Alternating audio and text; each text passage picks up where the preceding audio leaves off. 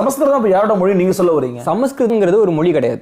உங்களுக்கு நான் ரொம்ப எளிமையாக சொல்கிறேன். அதாவது ஒரு மொழி இருந்தாலோ, இப்போ உதாரணத்துக்கு தமிழ்னு ஒரு மொழி இருக்குது, அது வந்து 153 வட்டார வழக்கு மொழிகளுடைய தாய்மொழி அப்படின்னு சொல்கிறாங்க. இவ்வளோ மொழிகள் வந்து தமிழ்லேருந்து பிரிஞ்சிருக்கு. வட்டார வழக்குனா என்னன்னா, நான் ஒரு ஊரில் இருக்கிறேன்னா அந்த ஊரோட மனம் அந்த வார்த்தையில் போய் உட்காந்துக்கும். இப்போ திருநெல்வேலியில் எல்லையிலே அப்படின்னு பேசுகிறாங்கல்ல, யாராவது பார்த்தா என்ன சாவலியா அப்படின்னு கேட்பாங்க. அது வந்து அந்த மண் வந்து அந்த மொழியில் போய் உட்காந்துக்கும். தஞ்சாவூரோட மண்ணோட இது அப்படி இருக்கும்.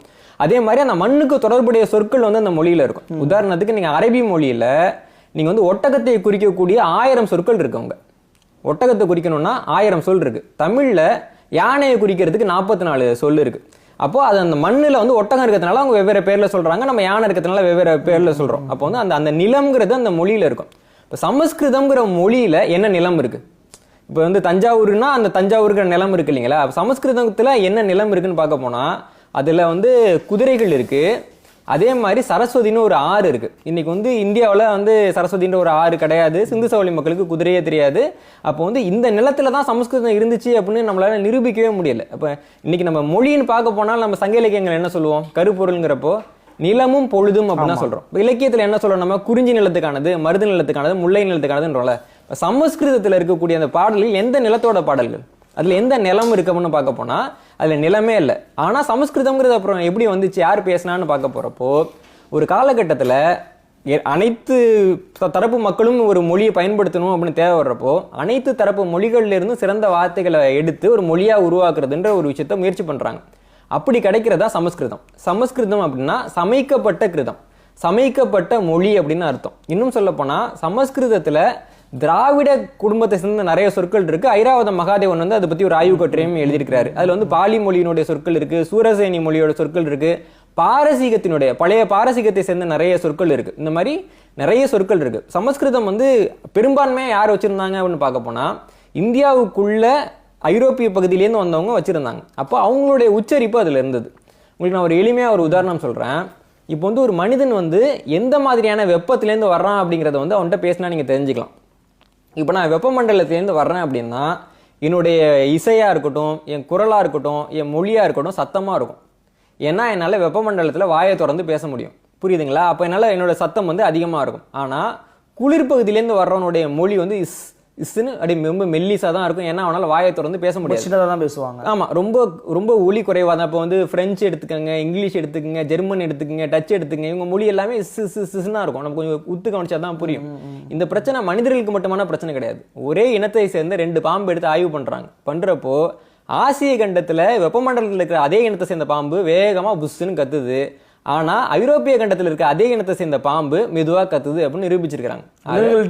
மிருகங்கள்டே இருக்கு. அப்ப நிலம்ங்கிறது நம்முடைய மொழி உச்சரிப்புல எல்லாம் வந்து ஆதிக்கம் செலுத்துது.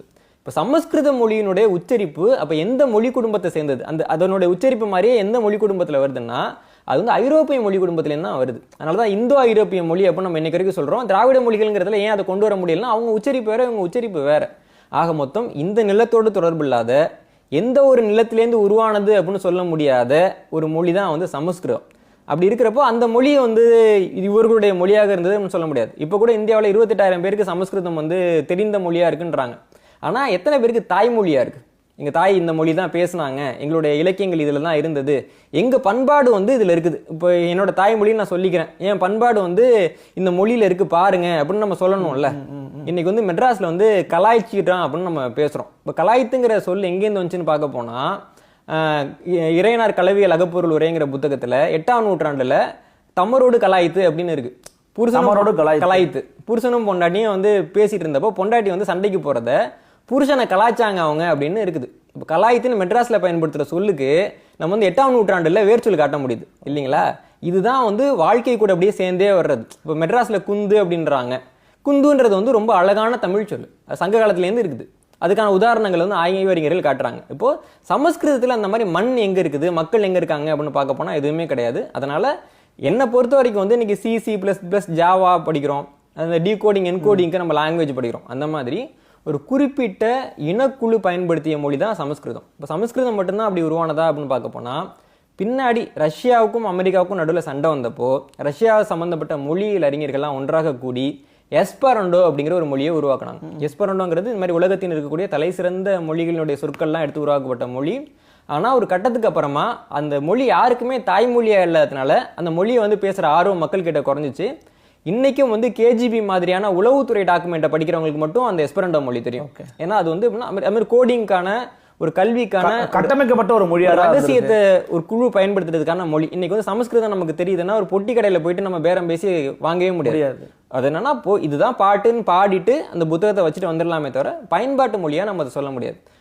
அதனால இப்போ சமஸ்கிருதத்தை வந்து பல்லவர்கள் பயன்படுத்துறாங்கன்றப்போ அதனால அவர்கள் வந்து வைதிக நெறிக்காக தான் பயன்படுத்தினாங்க, பிராமணியத்துக்காக தான் பயன்படுத்துறாங்கன்னு சொல்றது தவறு. தமிழுக்கு என்ன செஞ்சாங்க? தமிழுக்கு அதிக முக்கியத்துவம் கொடுத்தாங்களா அப்படிங்கிறது கேள்வி இருக்குல்ல.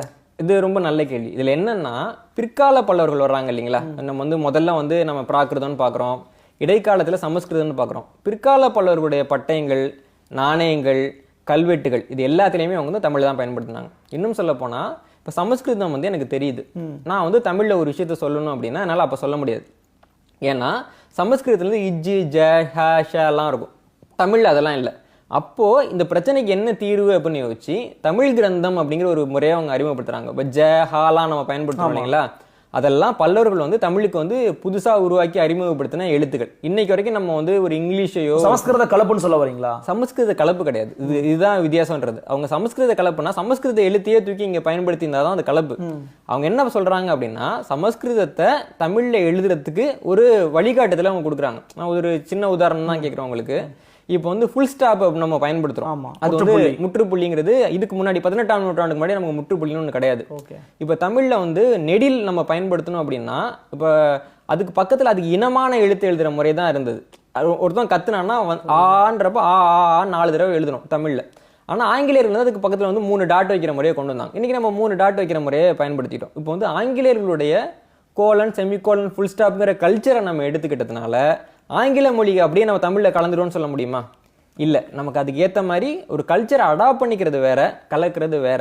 இவங்க வந்து இல்ல குறியீடுகளையும் வார்த்தைகளையும் அந்த சொற்களையும் ஒன்னா பார்க்க முடியுமா? அது வந்து குறியீடுகள் தான், நீங்க சொல்லக்கூடிய செமிகோலன், முற்றுப்புள்ளி குறியீடுகள் தான். ஆனா இவங்க வார்த்தைகளே சா ஜா ஷா அப்படிங்கறதெல்லாம் வார்த்தைகளாச்சு. சங்க காலத்துல ஐன்ற ஒரு எழுத்து பயன்படுத்தவே இல்லை. இடையில வந்து ஐன்ற ஒரு எழுத்து வந்து உயிரெழுத்து ஐய சொல்றீங்க. ஐ, ஆமா, ஐயனுடைய வர்க்கங்கள் வந்து அவங்க பயன்படுத்தவே இல்லை. ஐன்றதுக்கு தனியா நீங்க கல்வெட்டுல பார்க்க போனீங்கன்னா இருக்காது. ஏன்னா வந்து அவங்க வந்து அது மாதிரி நெட் எழுத்துக்களுக்கு பார்த்தீங்கன்னா குறியில போட்டு அது மேலே புள்ளி வச்சுட்டு அது வந்து நெடிலா மாறிடும். அந்த மாதிரி அவங்க பயன்படுத்தினாங்க. பிற்காலத்தில் அவங்க வந்து அதை மாற்றி இன்னொரு மீடியமுக்கு போகிறப்போ அதில் அவங்களுக்கு மாற்றம் தேவைப்படுது. அவங்க வந்து திருப்பி கொண்டு வந்தாங்க. இப்போ திருப்பி பெரியார் காலத்தில் அவர் என்ன சொன்னார் அப்படின்னா நம்ம வந்து இந்த மாதிரி எழுதலாம்னு அவர் சில சீர்திருத்தங்கள் சொன்னார். வீரமாமுனிவர் சில சீர்திருத்தங்களை சொன்னாங்க.